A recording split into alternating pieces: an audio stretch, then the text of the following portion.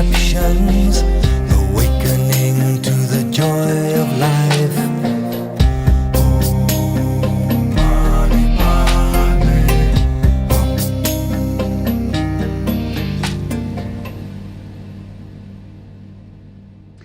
Hi, everyone. Welcome to the Awakening podcast. And today I have a guest, Audrey Kaltroy. We just came back from yoga teacher training from living 1 month in ashram. And I decided to invite her and to talk about our journey together. And Audrey has 3 yoga teacher training certificates. And she lived in 3 different countries. She traveled around the world. She visited 70 countries, and it's always so interesting to talk to her. I always want to take my pen out and start taking a note.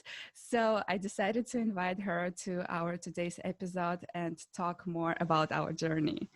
Hi. Hi, Olga. Thanks for having me here.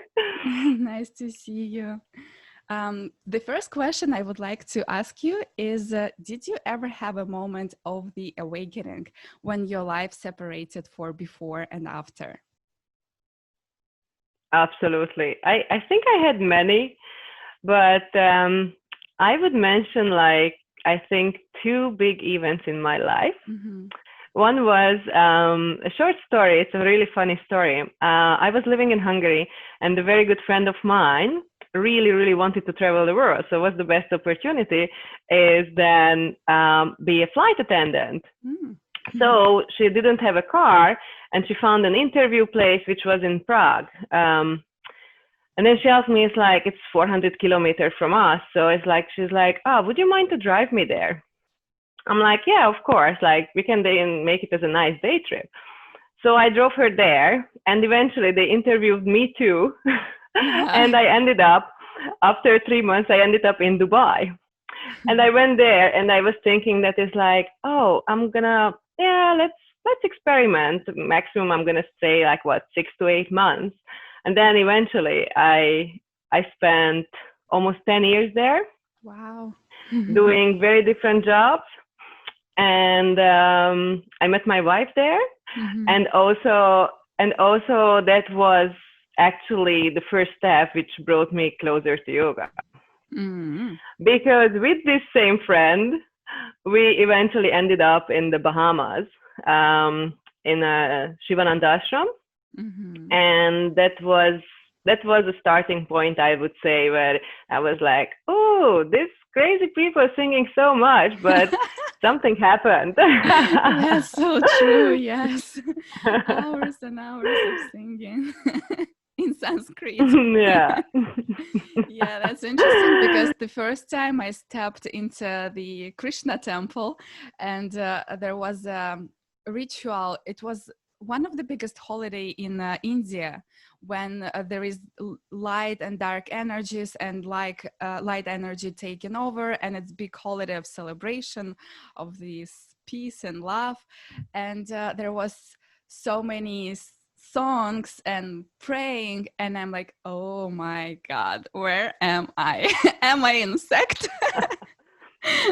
Exactly. Yeah. And then what's interesting, what's interesting that on the 3rd or 4th day of this thinking, I kind of felt another spiritual awakening during singing Sanskrit. And I had this experience twice in my life before. Once when I first time took ayahuasca, and the second time when I was at Tony Robbins seminar, and he flew over healers from India, and we were working through all our chakras, raising, I think, Kundalini. I don't remember this meditation because I had no idea what was going on, but the technique reminded me Kundalini energy rising. And at the end, we did prayer to our past generations, to our parents, grandparents, asking for forgiveness, giving them love. And at the end, he said, visualize your wildest dreams, your highest self, your ultimate reality, and make the craziest noise you can. And 5,000 people, after crying like crazy while talking to their relatives and remembering their traumas. At the end, they were like, ah, just crying. Everybody's crying, but screaming and laughing. And that moment was a moment of unity when we all felt like one. And Tony Robbins was a little bit far from me, but I was like, I got it, Tony. I got it. At that moment, there was no time and space between us. I just saw his soul, his beautiful wife, her soul, and all these people. And I really felt high, like high on something. And then the third moment was on the fourth day in the Krishna temple when we were singing Sanskrit songs. And the first Gita, one of our teachers, she started to sing, and she was really singing from her heart. I could feel that, and I felt like everybody else feeling her energy. And then I started to feel like something is rising, and all these people around us, we all are connected. We all wear same uniforms. We all were singing same song, and all our voices were becoming one magical voice. And these three teachers sitting on the little platforms in their orange dressings, like gurus, in their lotus pose. And I'm like, wow. And again, I felt like something, like everything disappearing, just this presence of unity, which is amazing. Yeah, so something about this, absolutely. I agree, absolutely. I would share it with you. Actually, I don't know. Yesterday night was the winter solstice, if you're aware of that. Yes, I wrote a list of dreams. It's a very powerful day. Yeah, and I just participated actually in a worldwide gayatri mantra chanting, which was guided by Deva Pramal. I really love her. And actually it was so interesting because I was sitting here at home, but just that all that energy which gathers around the world, and repeating the mantra, like continuously, I was getting these flashes, like energy flashes, and it was like so beautiful. And I'm like, look, we even don't need to sit in the same room. Like I was getting continuously goosebumps and just like felt this common energy which brings us together from all over the world. And people in the chat box was saying, is like, literally, I think it was from all the continents in the world. It was really beautiful. Yes. So yeah, it's so nice to share an experience when the energy is moving and all this love spread between the people. Yeah, and this is true. The goal of meditation is to dissolve time and space to feel the unity. And when we try to do that, and we live in different countries, or we're using our computers as a tool, there is no time and space. It dissolves when you have intention to reunite. Like everything just disappears, and it's your intention, your love, your souls connecting to each other. And yeah, this is amazing. This is new era. It starts everything, even yoga classes now online, and all these philosophy classes, chanting, everything is online. Yeah. But the most important that we can spread that love and we can share that knowledge. So it's reachable now for everyone. Yes, and borders are just illusion, how our teacher used to say.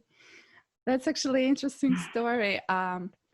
Swami Sivananda, one of our founders, he actually founded our ashram where we took our training. He had this, I wanted to share this story about peace missions and his dream. Yeah, so he had a dream of crazy wars going on. There were fights between politics, between countries, and he felt this energy of destruction, like everything is destroying. And he woke up and he decided to take over and to start peace mission and spread love and bring peace to the world.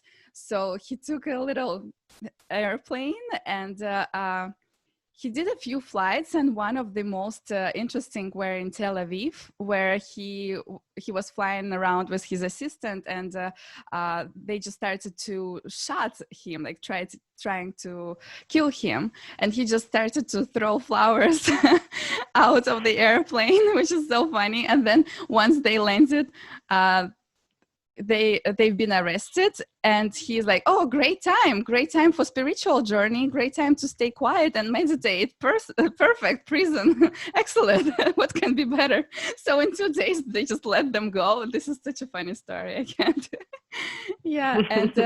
And another thing, then he was near that Berlin Wall war, where there was a conflict, World War II, and he organized peace festival near the Berlin Wall, and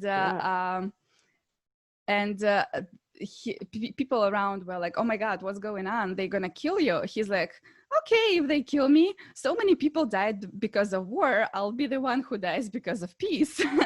This is much better. Yeah. So cool. Yeah. Also, if you remember, he created his own passport. I wish we could do that nowadays. Yeah. It's like the world travel passport. I'm like, yeah, I'm in. Yeah, a genius. And somebody just gave him the driver license as a gift. Yeah. Exactly. Mm-hmm.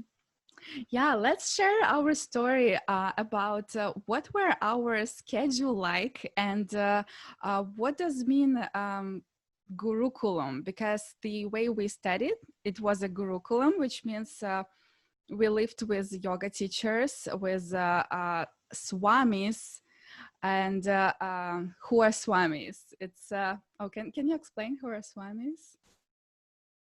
Yeah. So Swamis actually it's mostly coming from the Indian culture, and they are gurus. Also, we can say that we are all gurus, by the way, in the world, right? Because we all teachers and we all students in the same time. So the guru is the teacher who is sharing their knowledge and their wisdom, and they guide the student in life. Now, in the Gurukulam, it's a much higher thing. So it's when you dedicate all your attention, life, energy, time, pretty much you offer yourself to the guru, who you say that, look, whatever it takes, I want to learn the most and the best.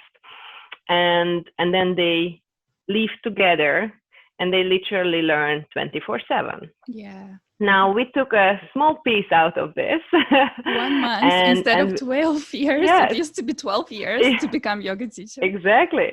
Yeah.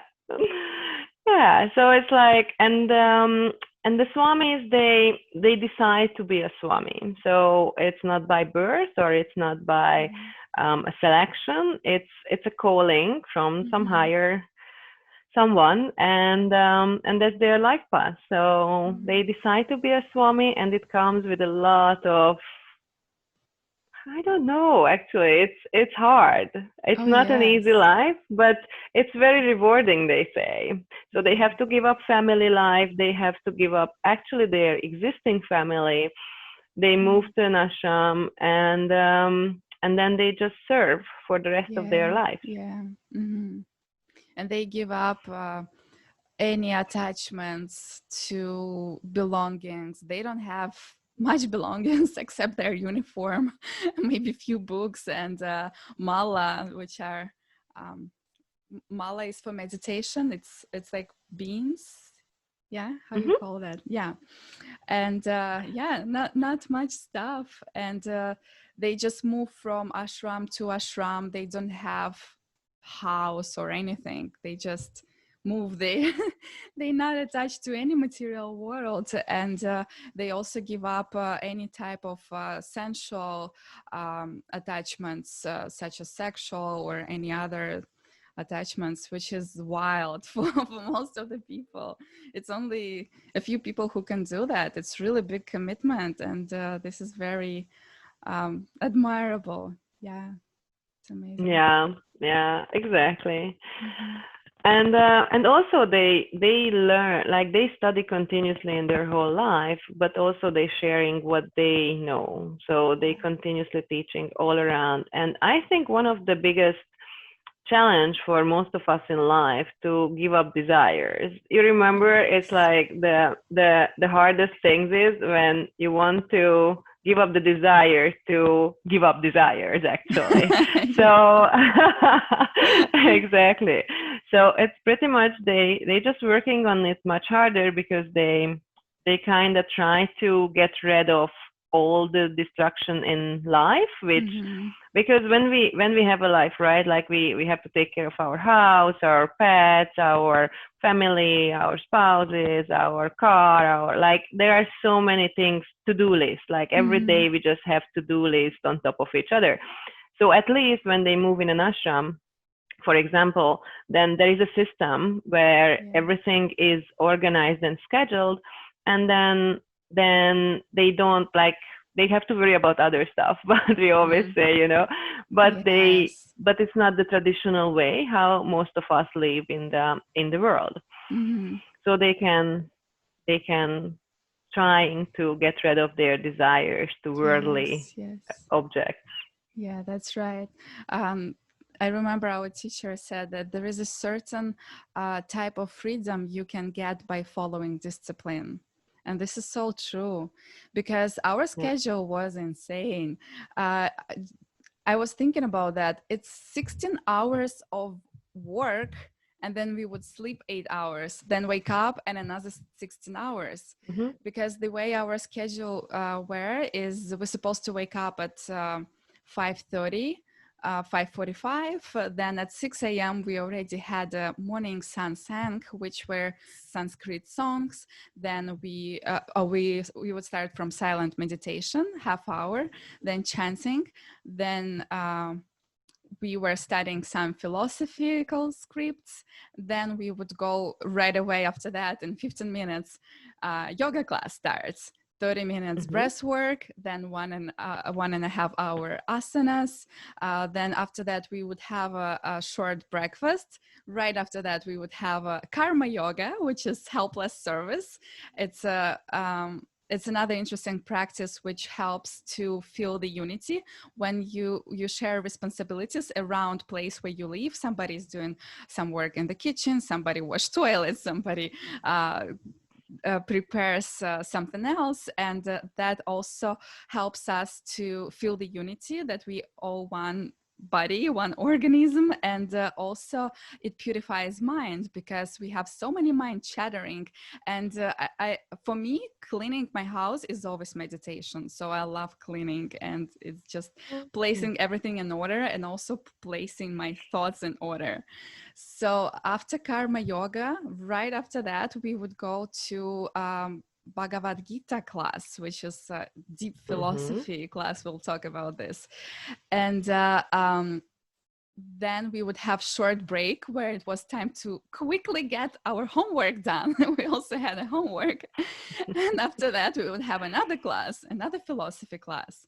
Then we would go to another yoga class, starting with half hour breath work, then 1.5 hours yoga. Then we would have a dinner. And after that, evening satsang, another 1.5 hours of silent meditation, singing, and learning some spiritual scripts, and bedtime. So it was really intense, but time was flying. I didn't feel like I'm getting tired. There was no time to think that I'm tired. It was so intense. And yeah, there was a few moments when I was a little bit tired, but I would say that in my normal life, I would get tired much more often. And I don't know what was that. Maybe because we gave up coffee. So we were not drinking coffee, but we were doing lots of breath work to move our life energy. And also there was no heavy food, because usually heavy food like meat and meat and other heavy food and processed food takes a lot of energy from body to process it, to digest it. And everything was very light, and we were in very meditative state. And I always felt like straight. I didn't have any ups and downs. It was more like nice and easy, and I felt this flow. It was really interesting experience. Yeah. Yeah. And it's beautiful also to I don't know, but every time when I go in an ashram, which happened now a few times in my life, it's such an interesting state because you start observing yourself from a different angle, True. like discovering that it's like, oh, this is how it is, this is how it feels, this is how my body acts, this is how my mind acts. It's very interesting to observe all these changing. And yeah, as you mentioned, I think it's amazing that you know it very clearly how we were capable of doing it, because we don't wake up every day at home at 5 o'clock and So running around till 10 p.m. But yeah, moving all that prana or all that energy, life force, it helps. It helps a big time. And here is the perfect recipe. Like, the world is full of stress and anxiety and aggression, unfortunately. And here is the perfect recipe. If you follow these steps, you feel better, you feel more energized, you feel more balanced, right? Yeah, that's why a lot of people just give up their regular life, give up their stressful jobs, their crazy relationship, and they just leave and they go and live in ashram where they find peace and where they find meaning and knowledge. And yeah, let's talk more about our diet. It's very interesting. Ooh. Yes. I love this topic. And what's interesting that as our teachers teach us that there is three main forces or Gunas. energies. Gunas, yes, thank you. Yes, and one is Sattva, which is calm, it's quiet, it's very meditative. And the other one is Raja, which is going on and very active. And the third one is Tamas, which is very tiring energy, more lethargic. How else would you describe it? Heavy. And we all have three of these energies within us, three natures. But depends on what we eat, we can nurture whatever we want to nurture. And for example, if you take alcohol, there is two energies. And first, it's rajasic. It brings you up, it gives you all this energy, and you are in go, go, go, let's go make more friends, let's go more fun. And after that, you have a big withdrawal syndrome. There is a price to pay for that. And then you get into tamastic energy, which is energy of tiredness, of headache, hangover. And same with coffee. It brings us up, and then there is price to pay because we'll have a crash. And Sattvic diet wants to have this balance all the time. So that's why they don't drink coffee, they don't drink alcohol, they don't eat meat, because meat is really heavy. It takes so much life energy to digest it. And yeah, it's basically plants and legumes. Legumes, yeah, absolutely. And also, I think it could be very interesting. Like, when I first heard of it, I was like, why? So in the Sattvic diet, they don't eat onion and garlic. And when I first asked, I was in Nepal, and I asked one of the guru there, I'm like, why? And then he said, it's like, because, like, how easy to calm your mind? I'm like, it's not easy. Okay, so just try it that you don't eat, because both of them, everything which has very strong smell, actually, spicy. It's literally like activating like unnecessary brain functions.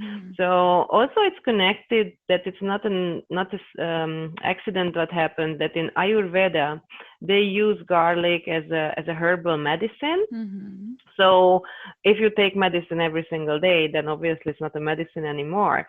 And me personally, it was hard to give it up, but as soon we do, you can feel the differences and the changes, especially in Mm-hmm. meditation.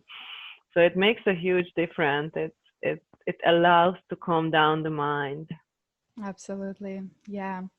And I have a big dilemma, whether to say no to meat and just go all plant-based, or keep eating meat, because I was in bodybuilding for a while, and um, it's a big belief that you can't build muscles without animal protein, but it's actually not true, because we need 9 essential amino acids. And if you know how to combine food correctly, for example, rice and beans gives you all 9 essential amino acids. So you don't need to have meat. If you know how to put things together and you are smart about your diet, then there is a Mhm. way. And but for now I decided to take it step by step. And my husband is he started to hunt, and this season he got a deer for the family. And yeah, and I told him I will only eat wild meat, the only meat which you bring to the home. That's the only meat I'm gonna have, and the rest will be just plants. And it's interesting, because he brought this deer and we just cooked it right away, and it tasted like grass.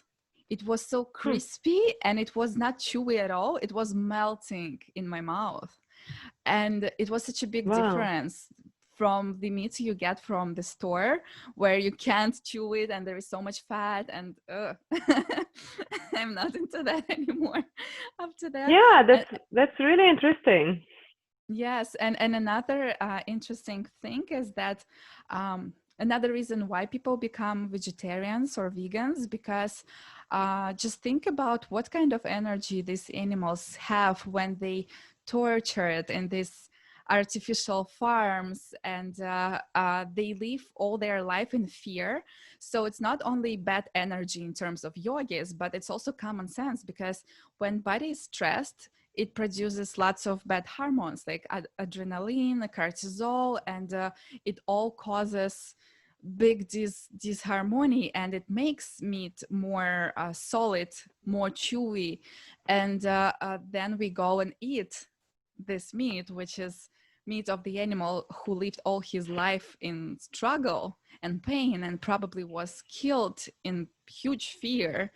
And yeah, this is not just cruel, but it's also bad in terms of the health. And if you go more on this level of chemistry, and also on the level of energy, which yogi also believe that we take their karma, we take this animal's karma by eating their meat.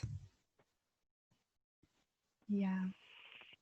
Yeah, but we're creating our own karma, which is another interesting stuff.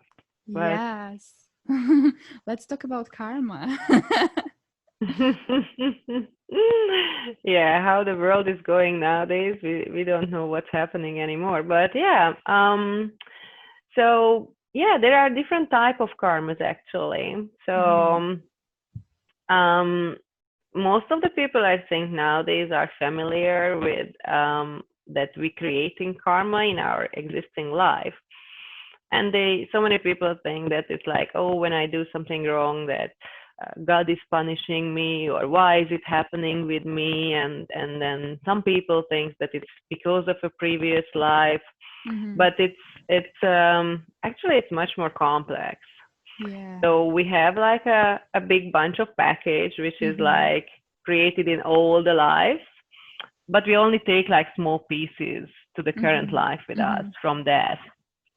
um, and then what we're creating, it goes back in the big picture. It's not, some of them affects us in this life, but some of them it's just like nothing happens with it, so it goes back in the big package. And later, in later lives, like we might deal with it, we might not, but eventually we have to deal with everything, even if we want it or not. That's true. Yes. um, which is again, so it comes originally, I think, from the Hindu religion. That's that's the other thing is like yoga is not a religion, but it's related in so many points towards the Hindu religion because it originated in India. Mm-hmm. Yeah, that's But very it doesn't interesting. mean that we have to stick to a religion just to Yeah, practice yeah. something good. No, but we're not trying to convince anybody to start believing in Yeah. karma. But it's just interesting to know, yes, that Yeah. there could be some correlation, and they believe that they believe in reincarnations, and that we come to this life, and we have a certain karmas from previous life, and it depends on what our karma were like. We were born in a certain country or a certain family, and we have a certain talents or looks, all based on the karma we created in past lives, which is interesting.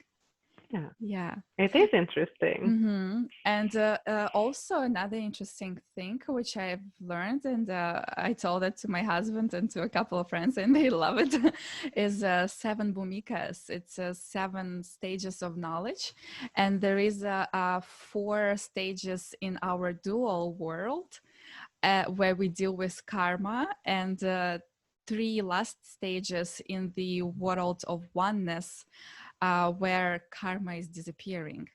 And the first 4 stages of knowledge is, just think about that. When you want to learn something, we always crave to get more knowledge, more information. We buy more books, even though we don't read them. We still buy more and more books. Yeah, I told my husband, let's not buy any more books until we finish all of them. He's like, yeah, sure. Then like last month we got 10 more. Yeah. So the first stage of knowledge is searching for the truth. So we start to wonder, what is the truth? And there is difference. Somebody believes in karma, and that's their truth. Somebody doesn't believe in karma, and that's their truth. So different truth. Once we found the truth, there is a second stage. I will need your help with that. Second stage is when you stick to one. Then we start asking the right questions. Yes, absolutely. Yes, and this is very important one, because on the quality of our questions depends quality of our life. Better questions we ask, better life we have. Deeper questions we ask, deeper meaning we have. And by asking right questions, we'll get the right answers. And it brings us to the third stage, which is finding one thing and concentrate on one thing. So whatever you find, maybe you find your truth in yoga teachings, and you want to become a teacher and stuck to this truth and go deeper and deeper and deeper and learn more and more, and then you can go and serve and teach others. Or it's playing musical instrument, piano or guitar, and you start that and you become one of the most the best musician in the world. So wherever you choose, or maybe it's programming, you go into technology and you become the best one of the most advanced technology person. And it also makes sense, because if we go and dig for water, and we dig, and there is no water, and then we go a few meters away from that, and we start to dig again, it doesn't make any sense, because you need to dig at the same place. So this is really useful to understand. Just stick to something, to one thing, and don't switch your focus, because it will not help. And the fourth stage is when you do your purpose, you do the thing you choose, and then you experience oneness. By doing what you love, you experience oneness with everything, which is all about the awakening, experience oneness, wherever they call it. Absolute. And then when you're on the fourth stage, there is very big danger, which is our ego. We may be like, oh my God, now I know everything. I am the best guru, and I'm gonna go and show this world.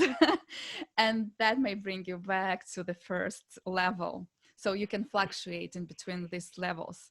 But once you are over it, there is a big gap between this duality stages, and the last 3 stages in oneness. And once you are there, there is no way back. And that's where you start to work on your karma. And the first one, which is fifth, is when you experience that oneness. And what do you do at this stage? You serve, you teach, you keep doing your duties. But you start to lose interest in all this sensual world, Worldly, desires, attachments. And then you go to the 6th stage, which is where you see Brahman, which is oneness everywhere, and you stop eating, you stop doing your duties, unless somebody is around you and tell you, hey, here's some food, please take, because you'll die. Please eat some food. Hey, go wash your dishes. And the last stage is when Yogi, in that stage of oneness, when he doesn't even eat when food is served. He doesn't do anything, and it's basically he can only stay there for no more than 3 days, because he's probably gonna die. Just throw away his physical body and get his astral body to that next level, to the oneness. Yeah, exactly. So that's what all of us trying to achieve, right? Yes, absolutely. Keep working on it. Yeah, so much work. Do you know what stage you're at? Definitely somewhere in the first half. Yes, absolutely. When we keep searching.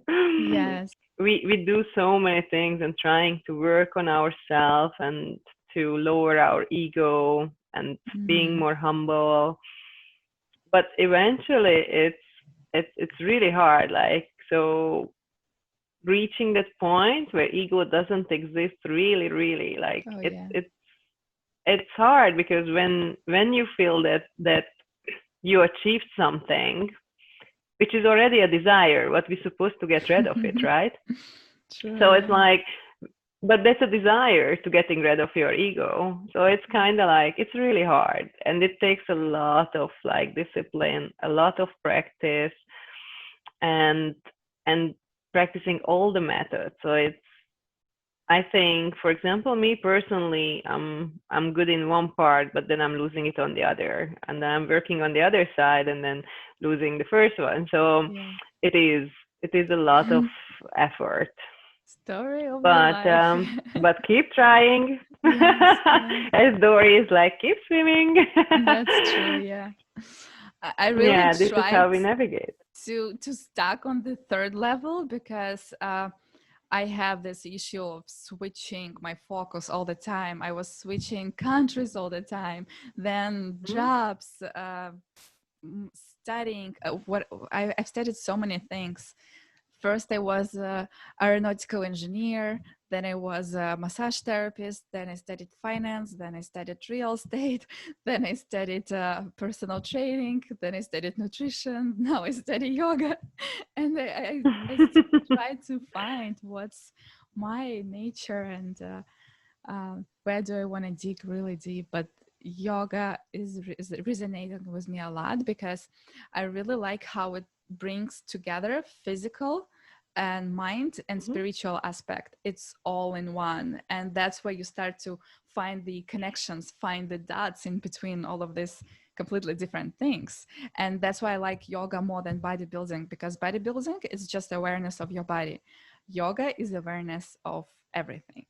And even asanas, it's a preparation for meditation. I never had idea that what's asana meant to be for. I thought it's for body to be more balanced and to be more strong, but apparently it just prepares us for meditation, so we can sit still for half hour or hour and don't move, because it's really hard just to sit straight for 30 minutes. You start to have all the lower back pain, all the hips pain, knee pain, everything. So I think it's other, if we want to say interesting facts, when you mentioned our daily schedule, if you think of it, we were sitting on the floor pretty much. The two satsangs are 3 full hours. Yeah. And then we had plus the lectures, which were another 3 hours. Yeah, 3. So almost, yeah. Yeah. So every day eating on the floor. So another yes. hour. Yeah, and then eating on the floor, and then we are sitting on the floor while doing pranayama, which is 2 times per day for half an hour. That adds another 1 hour. So I would say roughly minimum 7 hours sitting with straight back, cross-legged on the floor. Yeah. Right? That requires a lot of strength. Back strength and everything. Yes. Yeah. But we got really good at the end. Absolutely. Yeah. And I feel, at the beginning, I wasn't able to sit with my legs crossed for more than 3 minutes. At the end, I was doing 30 minutes. Yeah, I started to do 30 minutes. 30 minutes. Yeah, I'm good now. Yeah, but it takes years of practice. And then you start to twist your legs in all these weird positions to get more advanced. I'm not there yet. Now we understand why the Gurukulam system used to take like at least 12 years. Yeah, absolutely. That's true. They really wanted to master it. Yeah, let's talk more about our theory. We talked about 7 bhumikas, and I would love to talk about Brahman. Oh, this is so magnificent. Yeah, so would you like to talk about this? I even don't know where to start. So Brahman is the absolute. Yes. Now the question is, what's the absolute, right? Yeah. Yeah. And when we learned the basic phrases, I think there, but I would say even a lifetime is not enough to understand it fully. And we live in this world, which is because we cannot understand really with our human brain what is Brahman, what is the absolute, what is the oneness. Some of us, if lucky enough, then we might experience it, might not. That's why we live in Maya, which is an illusion. So everything around us is just a big illusion. So actually our brain cells can process the information and relate to it as humans. Otherwise, most probably we would just, I don't know, go nuts. So yeah, and we really like to enjoy ourselves in this Maya, which is very colorful. And I heard it so many times, like Earth is the biggest playground to complete your karma. So good. So when the soul born, then they choose, as you mentioned, that we choose everything. We choose our parents, we choose where the soul comes down to reborn, and which physical body, which circumstances, which country, everything pretty much to live the experience. Yeah. And That's very interesting. And what is cool that Brahman is something so big that we will never understand it because it will never fit into our brain. And when I first took ayahuasca, I think I saw something like Brahman, because there was a moment when everything was like all this universe and multiple universes, and all the knowledge I had, all my experience was like boiling in a huge pot.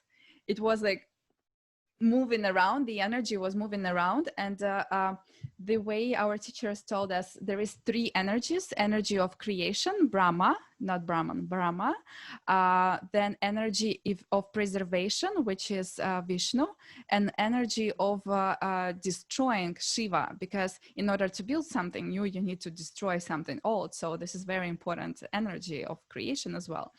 And I really felt, this boiling everything, and something was creating, something was destroying, something was staying still, and it was crazy. I really felt I am crazy. And once I come back to this world, they will take me to the mental hospital because I will try to explain that to the people and they will think that I'm crazy. But at the end, once I was already calming down from all this experience, I realized that there is no words to explain this. Nobody will take me to the mental hospital because they will never understand, because I will never be able to verbalize what I saw. And I think that was Brahman. And when we live in our life, we start to, Brahman basically is God. But in most of the religions, they see God as a personalized creature, maybe Jesus or Buddha or Ganesh or something else, because it's much easier for our brain to associate that with a certain thing, not something generalized, which is everywhere. God is everywhere around the world, in each plant, in each incense, within us, everywhere. This is that doesn't fit. It's easier to believe in Jesus. Yeah, or Allah. Yeah. So yeah. Yeah. And which is also illusion, which is also Maya. So projection of Brahman, the absolute humanized God, is Maya. It's not like that. And another analogy is that we have a Brahman within us, which is named Atman. It's the absolute within us. And we also forget about that. It gets blocked all the time. We forget about that. And when we forget about that and we think we have a soul or whatever we have inside, that's, what's the name of this one? This is Jiva. When Jiva, yeah, it's illusion within us. We think we are this intellect or we are this soul, but we are absolute as well. Yes. This is very interesting, very deep. And I think that theory definitely resonates with me from what I've read from so many sources and from what I saw when I had plant medicine journeys. It really makes sense. It all makes sense. Yeah, it's just very deep. Yeah. It's going to take forever to understand. Yeah, that's why we were lucky enough to go in the ashram, and they provided us pretty much all the tools, which is the key to purify ourselves. And if we can purify ourselves, then we have a chance to understand all this. Yes, absolutely. Because there is so many distractions, so much illusion and confusion. Yes. Oh, yeah. It's really hard to stay focused. And that's why meditation is so important every day, because you dedicate time for you. And it's usually supposed to be at the same time. So your brain is more focused in one space. Ideally, it should be same room, same place, or same corner of your apartment. But you just every day close your eyes and focus on your breath, hold steady position, and go within and try to experience that unity when you lose the essence of time and space and you become one with everything. Yeah, and it takes years to experience that. Some people meditate and never experience that. But it still brings some, at least it brings some calmness in our mind, because we sit down for 30 minutes and we're like, oh my God, my thoughts, like horses running around my head. Yeah. Yeah, and also I think very important to mention that one of the most important things is our intention, because a lot of people is like, oh, I'm not able to do it, like, oh, why would I waste my time anyway, I can't do it, etc. But if we put our mindset that is like, you know what, I don't know if I can do it or not, but at least try. Absolutely. Yeah. And I think that's a very good message for the world nowadays, that just put your heart in it, put your mind to it, and then just let's try it. And while you're trying, try to keep smiling and keep up the positive spirit, and all the rest just comes around it, right? Yeah. I think that's what I most admire of you. Like it doesn't matter how many lemons throw the life to you, Olga. I see you laughing at it and making more and more delicious lemonade Oh, out it's of it, true. right? Thank you. Yes. So I just yeah, and find it that, comes down to this. yeah, yeah. I just find that being upset is much more energy demanding. It's really hard. Like if you're pissed with something, you're pissed off, are you gonna spend 3 days of being upset and just destroy everybody's lives Mhm. around you? Or if you really want to be upset, just focus it in one space. I don't know, just scream like crazy, throw dishes on the floor, like let it go out, and Mhm. then go and be happy. Keep being Mhm. happy and uh, bring this love to the world. Yeah. I agree, and I follow the same rules. So, and yeah, and it was actually, I think it was a very nice experience in the ashram to experience it all together. So, first of all, when a lot of energy combined, so a lot of people came to one space with the same intention, That's right? right. We Yeah. are wanted to learn, we wanted to Hmm. learn about the same topic. Then, when we meditate together, we all concentrate in the same time and focus, and they guide it, for example. Yeah. So, they help us to visualize certain Hmm. things, and we concentrate on that one dot, which is for us supposed to be all at one. So, we're getting all these tiny tools, which is bringing us all together, and it's elevating like all the energy. Hmm. And yeah, so it's I think it's a very interesting experience of it doesn't matter who you are, where are you coming from, and what's your knowledge. You just end up together, and we all want the same thing. Yeah. Hmm. And And these yeah, tools works for everyone. absolutely. And that's what I love about ceremonies, that people gather in a circle, they have intention, and they have this experience together, because this is our nature. Uh, Even from ancient times, when we lived in tribes, we would still gather every night around fire and have dances or some music or Mm. some rituals. And that's why so many people love to go out and drink alcohol, and they love to take shots, because they love to be in a circle. They sit in a circle and let's Mhm. do shots. But they don't think that at that moment their body even doesn't want to have it, because what happens to the face of the person who takes shot? He's like trying to reach that napkins to clean their face because it's disgusting, and then their face turning red. And why it's turning red? Because body's having allergy reaction. It's literally toxin. We ingest toxin by drinking alcohol. But why we do that? Because we just want a simple thing. We just want to be in a circle. And that's why I love things like just to have a woman's circle, or just sometimes we have friends and we have cacao ceremony. We take Mm. cacao and we set up intention, why we are in this circle today, what do you want to get from this experience. And usually people just say we want to reconnect, we want to be closer to the nature, because we live at the cottage and it's a lakefront. And after that we go and have fun, we go to the sauna, we do meditation there, we jump into cold shower or into the cold lake and play around with that intention and feeling this unity. And that's much more fun than drinking alcohol. I really Oh yeah. reduced that to almost nothing, because I just go and take bubbly, which is um, zero sugar, zero everything. It's just Mhm. basically carbonized water, because we Mhm. like the idea of having something. Or sometimes I just take water. I love drinking water. Mhm. And Mhm. it's so much more fun than having alcohol and then having headache next day.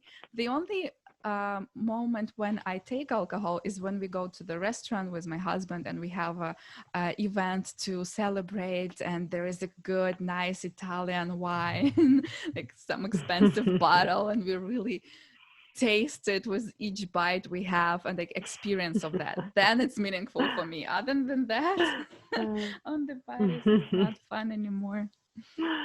Yeah. Yeah. And also, let's talk about Bhagavad Gita. So we started to talk about all this philosophy and all this knowledge, and this is another interesting topic. And I remember our teacher said that there is one man coming to ashram regularly, and he's 80 something, 82 or 84, and he learned just one asana, which is headstand, because he heard it's a king of all the asanas. And he comes to ashram, he does a headstand, and he puts a Bhagavad Gita podcast, which is a philosophy of Bhagavad Gita, and each podcast is 45 to 60 minutes, and he just listens to this podcast and does a headstand for 1 hour, which is unbelievable. Yeah, so what's so special about Bhagavad Gita? Bhagavad Gita is an ancient story, and where Krishna is actually teaching Arjuna, which is very interesting because so the book has 18 chapters, and if I'm not mistaken, I think it's originally written in Sanskrit. There are many versions of the translations if you look around in the world, and many commentary as well, because even though if we would speak fluently Sanskrit, it's not that easy to understand because it's so deep and so many things to learn from it.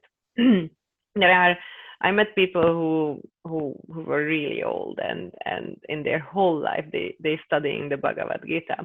But back to it, so it has 18 chapters, and the first one is like an introduction, and the second one is actually Krishna gives all the teachings to Arjuna, and then for all the rest of the chapters, pretty much is just Arjuna doesn't understand it good enough. So pretty much for 16 chapters, continuously Krishna is explaining everything what he said in the second chapter to Arjuna. That it's like, now you get it. And goes into details and gives a lot of advices and teachings. So yeah, and it's kind of a thing. It's like, oh, so Arjuna didn't get it like in the first part, but then we have a chance sometimes to read a little bit of Bhagavad Gita or listen now with this technology, podcasts and people who are experts of it, and it's just like mind-blowing. Like there are so many things which is we spent in the ashram, I think, a full class like for almost 2 hours, and then next day we repeated it. What is action in action and inaction in action, and we are like, what? So yeah, what was your experience about it? Like, was it your first time to hear about it? Or? Yeah, absolutely first time, and I just got a few things. A few intakes. One is inaction and action, which is very interesting because there is analogy. What does it mean? There is analogy. Krishna, it's Hindu god, which is represented as a young and joyful boy with a little flute in his arms, and he's so playful and joyful, and he has this little flute, and this flute is analogy to our body, and he is the god who is playing flute. He's playing this music, and flute is just an instrument to perform this ultimate mission, whatever he's doing, bringing music to the people. And that's how we're supposed to consider our body, is that there is a god, the Brahman, which is playing his song through our body, and we are just tool which transfers that God's mission to other people, and through our serving and completing our duties, we do what's this ultimate reality wants us to do. And we should consider ourselves without getting attached to any results, outcomes which can be there. For example, if we cook food, we have 3 kids, and each of them have different preferences, and one wants sweets, the other one wants steak, the third one wants something else, and you just cook one meal for everyone, and you just do your duty as a mother. You cook it, you put your love in, and then you just serve it, and you're not getting attached whether they want to eat it or they don't want to eat, or they say, Mom, it's awful. You just cook this with love, and they say, Mom, it's awful. You just like, oh, I did my duty. I am flute of Krishna. And that's it. It really gives you peace if you have this type of attitude, versus if you are like, oh my God, I spent 3 hours in the kitchen and those kids don't want to eat. I just gonna destroy them. I just gonna destroy everything. That's not gonna work, because you should not be attached to any outcome of which you have. And this is very deep, and it can be applicable to every single person, or wherever you do. Just do your best. Just do that as your inner goddess doing this. So you can't do bad job because this is God within you doing that. So you should do your best, but then just don't think. If somebody doesn't like it, that's how I do this podcast. That's how I decided to do that. I was like, what if people will judge my accent? I can't even say words properly sometimes. And then I thought, maybe it will only help few people, but I'll just do my best. And that's it. Even if nobody listens to that, I'll just complete my duty. That's it. And it's really helpful. It's really helpful to move on and to get rid of all these limiting beliefs and judgments on yourself, or some people having judgment on you. They may judge you. It's human nature, but you're just not getting attached to that. Like, okay, whatever. Yeah. I think it's really deep. It doesn't affect on us. Yeah, I think just this little knowledge, worth going to ashram and live there for months. This is really profound. Yeah, exactly. And sometimes it's funny because we get all this amazing knowledge there, and each of them one by one sounds easy and very obvious, and you would say it's like, yeah, of course. Sense, yeah. And then each one single of them, let's say it's possible to practice, but when you combine them and you put them together and you want to practice all together, and it's not just to say it, it's like, yeah, I don't care what people think about me. But then eventually our ego kicks in, and then we start fighting it. And then all this picture comes together. Yeah. And with the practice, and with this intense practice for a month where we get all the guidance and help and all this energy, and then you go home and it's like, wow, I did that. Now let's continue at home. And then I don't know what about you, but I come home and it's not that easy. Like it's one by one, it makes sense and it sounds like doable, but when you want to put it all together, it is challenging sometimes. Absolutely. So, but it's also very exciting for me, to be honest. So I try to implement it in every small steps in my life. And it's been almost 15 years that I'm practicing yoga, and I'm not talking about like asana practice. It's more like yoga philosophy. So for me, it's like traveling the world and just going around with open eyes and open heart and welcome everyone's knowledge. And it's up on me what I take for myself or not. But it's a very interesting and very exciting journey. Wow, this is beautiful. Yeah. That's amazing. Were your teacher trainings in India different from this one, or it was the same? Yeah, so what happened is I started to practice yoga, and I don't know exactly what indicated, but I never liked singing in my life in generally. But and also I was really like with chanting and kirtans, I was very let's say like I'm like, okay, it's good for others, but maybe it's not my thing to do. Yeah. This is how it started. And it's just so weird because Sanskrit words never been so complicated for me to pronounce it, and I'm really not good at languages. And also it's just, I don't know how, but it sucked me in. Maybe that's what I can say the most. So I cannot imagine that I was not related to this in previous lives or some other life circumstances, because if I would talk logically, it's not my nature, but I literally can't resist it. So Wow. if I hear it, it's just it brings me in. It brings Yeah, me yeah. in, and I just want to, like, can I just sit around? Can I just a little bit participate? It's just a little bit more, and then as soon it's like it takes it, and it's I can feel it in my veins. So what happened is, like, I traveled. I used to live in Dubai, and I was lucky enough that India wasn't too far for me.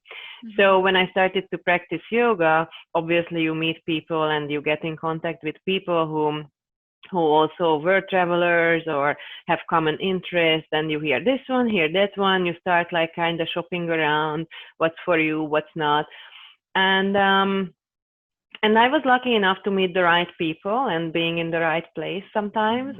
So I visited India multiple times. I went. I was searching for, like, for ashrams, for spiritual places. I met many Swamis, and each of them just puts you in a different, like, a continuing the journey. So it's like, yeah, you should practice this. You should practice more that.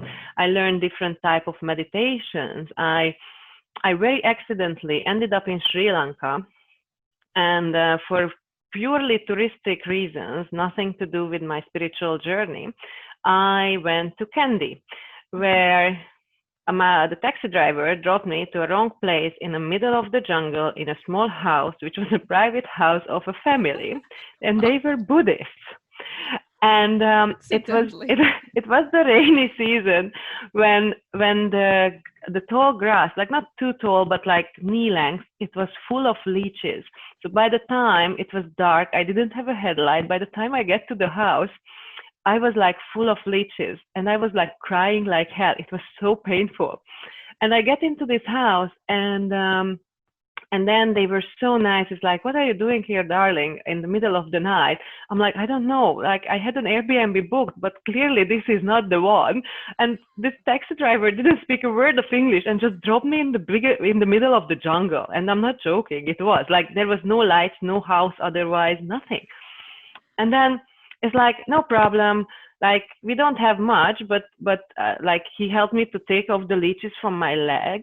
Like, it was really, like, I was so scared. I've never seen them like that. And I spent the night there. And the next day, like, I figured it out that I was literally 15 to 20 minutes far from the village or small town, Kandy, where I was planning to go, which is the center of a really, really big Buddhist temple, where under 7 real golden bell, they keep Buddha's teeth, the original teeth. Wow. One teeth of Buddha. And that's why it's a very famous place. But it's so funny because I didn't know it when I was heading there. And anyway, so I ended up with this man. And then he said, it's like, oh, no problem. I will drop you to the monks, the Buddhist monks. And eventually my whole trip, which supposed to be just sightseeing and museums and touristic stuff and hiking a little bit, I ended up in a Buddhist monastery in Kandy, where women are not allowed, but they dressed me up, covered my hair, and then eventually they allow me inside. And I spent the most beautiful 3 days of Buddhist. I learned there Buddhist meditation and Buddhist chanting, which is very different. And so when you say it's like life just takes you to places if you're ready for it. Absolutely, yes. This is a beautiful story. Thank you for sharing. And our teachers also believe that if you came to yoga teacher training, that means you practiced yoga in your past lives. So I have to say I think so, because it's impossible just to randomly happens with you. yeah. And I remember when I was a little bit lost in 2015, I didn't know what I want to do, what's going on with my life, what kind of relationship I want to have. And I even had thoughts to just randomly fly to Tibet and study meditation, study, like find a guru teacher and learn wisdom from him. I was really going to Tibet, and I wanted to take my mom with me. She's a very adventurous woman. She did ayahuasca with me, like without any hesitation. You're doing ayahuasca? Yeah, I'm in.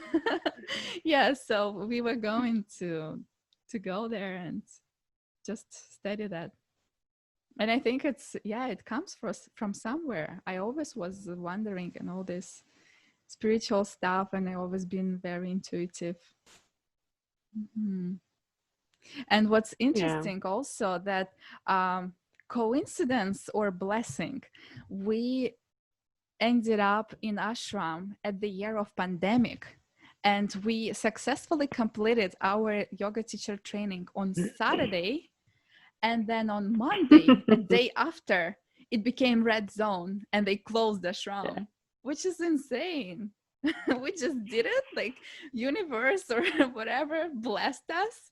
We've got the knowledge, we've got our certificates, we're ready to go and serve people, and they closed the course. Yeah. Call it crazy or meant to be. Yes, absolutely. Yeah. And the last topic I would like to talk about you is Kundalini. I talked about this in my previous podcast, and we covered it a little bit, but I've learned more in our school, and I really would like to cover that because I never knew that it's connected to our energy channels within us. There is 72,000 nadis within us, which are energy channels, and they also located along to our nervous system. So it's all connected, not on just astral level, but also on our physical level. And there is one major channel which is within our spine, which is called Susumna. And next to that one, there is two channels called Ida and what's the other one? Pingala. Pingala, yes, absolutely. And they wrap around spine as like a snakes, in the form of snakes, which is very mystical because snakes are everywhere. I've read a book named Cosmic Serpent, and the author brought so much meaning behind snakes, and that it's been there forever. And even if we take Bible, there is Adam and Eve, and there is snakes. If we take a doctor's sign, which comes from ancient Greece, there is like a cup with two snakes around that. He also, the author of this book, brought a lot of illustration, which were like over 3,000 years before centuries, was from different parts of the earth where there was no connection, but there was the same pictures of these two snakes wrapping around each other. And if we look inside our DNA, there is also two things wrapping around. And his theory is that it's really connected to our creation, and that we were brought to this world by some type of cosmic serpent or cosmic dragons or snakes. And I don't know, this is all just a theory, but it's really interesting how it's all connected. And when we work on our Kundalini, which is raising energy from our lower chakra to upper chakras along the spine, people often hear the noise of snake, like shh, like this. And yeah, it's all related and all connected, and this energy is really powerful. It's energy of creation, and apparently you should be really careful if you want to awake your Kundalini and you're not ready. You may bring a lot of damage to your body because it's really powerful. And it's like if you would play with wires inside of the house, and there is a wires of electricity and you don't know what it is, but you just start playing with that, you can burn the house accidentally. Same with this Kundalini energy. If you don't know what you're doing, you can burn yourself. And there was literally cases when people would end up in a mental hospital just by raising Kundalini energy. I had no idea about that. So could you please share what do you know about that? And you told some Yeah, interesting story in ashram to me. I was yeah, shocked. it's you absolutely right with everything what you said, and I was the same when I started my this journey like more than 15 years ago. It's like you can go in studios and they have like yin yang yoga and Bikram yoga and Kundalini yoga Mm-hmm. on the menu, and then it's like okay. Then also there are nowadays like we can find so many meditation, for example, which is like, oh, this is a meditation, and we try to open our Kundalini energy and raise it, and we hear it so many places, but what is it exactly, and how does it work, and what are the consequences that I never heard when like I heard the word like thousands of times when I never know deeper what's going on behind. And so the Kundalini energy actually it sits in our body in the where is our root chakra. Mm-hmm. So it's kind of, if we want to imagine, it's the bottom of the spine. And as you mentioned the nadis, that's again it comes back in people might know as the meridians in the Eastern culture, for example. So the energy points, and when we healthy, so we try to like keep ourselves, our body and mind healthy and balanced. So when they balance, then the energy can flow through them very nicely, and where they meet, that's where are our chakras, Mm-hmm. the chakras for the astral body, right? Yeah. Now, but because the Kundalini energy, it's in the very bottom, so it's in the root. You always want to work from the bottom to the top. Mm-hmm. But unfortunately, if we don't purify ourselves with food, with meditation, with chanting, with different ceremonies, with selfless service, which is Karma karma yoga. yoga, with all the tools what we have in hand, then it could be very dangerous because you just let like a huge energy power surge just to run around and damage everything. It's the same like a lightning for a house, right? Mm-hmm. It can fry all the electronics in the house. So it's exactly what happens with our nervous system as well. So yeah, unfortunately, like when I was traveling, I met a girl. I always say, but she was like a mid-aged woman, by the way, by the time I met her. But when she was young, she was really working and going for a workshop with the working with Kundalini energy, and she really put it in her mind that she want to awaken her Kundalini energy. And what happened is eventually, if you work on it really a lot, like nothing is impossible. But without the support system, it's not the best idea. And I heard scary stories before from here and there, and my friends told me a story. But you know how is it when it's not You don't believe firsthand? It's it, like yeah. kind of you skeptic, and it's like who knows what happened Yeah, exactly. yeah, yeah.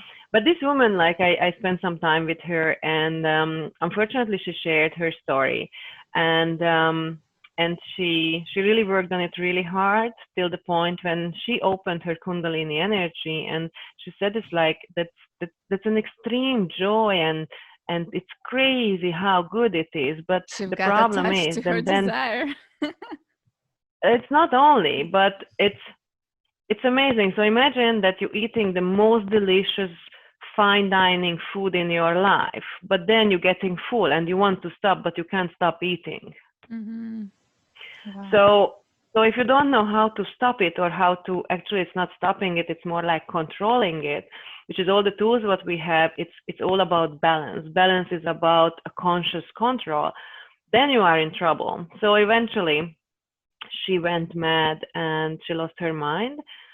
It started with a nervous breakdown, and then she literally lost her mind, and she ended up in a mental hospital. And she was there for many, many years and got treated like with medications and physical treatments as well, which was really, really hard. And if I remember there, well, like she was there for like 4 or 5 years, like imagine, like literally. Mm-hmm.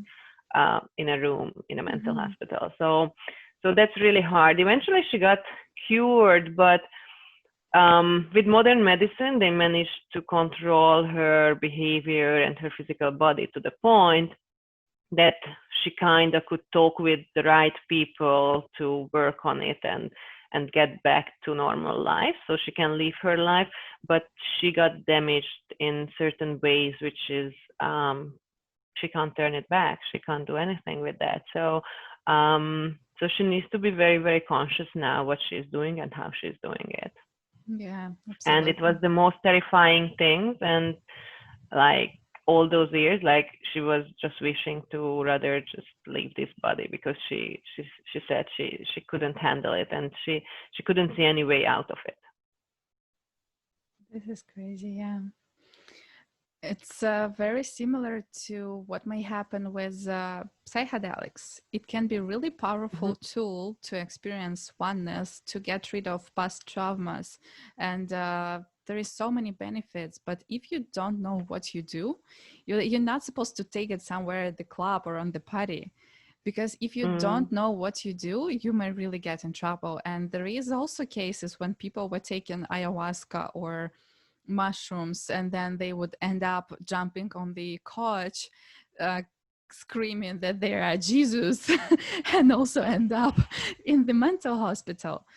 It's this type of things. I think the most important is to be ready to prepare physically, mentally, follow diet, do meditation, clear your mind. Also putting house in the water helps with preparation for any psychedelic experience. And only if you do that consciously and there is somebody who mentors you, whether it's a teacher or it's a shaman, if it's plant medicine, because irresponsible things may really lead to big trouble. Yeah. Yeah. I think so. But also it's the lack of knowledge. So I would say, like, when you're curious about it, it's good. You already have the drive to know more about it. So just dig a little deeper and know what's there and what is it exactly. Not just like, oh, I heard this, it's really cool. Like, I heard it from my friend, and my friend is really cool, so it should be okay. So it's just, I think people should be more conscious and like know your things, and if you're curious, why not? Knowledge is power, and it's awesome. So just get to know more about it, and then by your judgment, your own judgment, just decide what's good for you. Because that's the other thing. It's people sometimes get confused. I feel that which is good for me, it doesn't mean it's exactly the same thing's good for you. So know yourself, analyze your mind, get one point in, and know what's good for you, food-wise, exercise-wise, knowledge-wise, everything in life, I think. Yes, absolutely. Because we all have our individual, like, this is where Atman comes in, right? Like, we have our individuality, because we still live in duality, where I am you, and you are God, and I am God, and we are the same. But if you ask me, do you really believe that? It's more like still we cannot jump that certain knowledge. It's more like a theoretical level rather than a deep understanding and living it. And you need to know what's good for you and how can you develop the most and reach that higher level for yourself. And it's all of them an individual journey, and it's a self-development. Yes, that's right. Another important point is being able to discriminate good from pleasure, because we often pursue something what is pleasurable but not good for us. Instead, we should be aware that we should perceive what is good for us, because that's the higher meaning. Pleasure by itself will not bring us to the highest self. Pleasure may take us to really dark places. Yeah. And also pleasure just creates more and more desires, because it's just usually what's good for us. It's I wouldn't say most of the time, but pretty much. Yeah. It's not that pleasurable on the spot. That's right. Yeah. That happens also. Unless you start Yeah. loving what's good for you. Yes, exactly. Yeah, that's Yeah. true. Mm. Okay. Thank you so much. So much information. And I really love to review all this wisdom and all this knowledge. And it was really nice to talk to you again. Thank you for sharing your stories. Thank you so much having me, and it was really a pleasure of mine. And yeah, and let's continue and walk on this journey together and share it with Absolutely. the world. Yes. Om Namah Shivaya. Om Namah Shivaya. Namaste.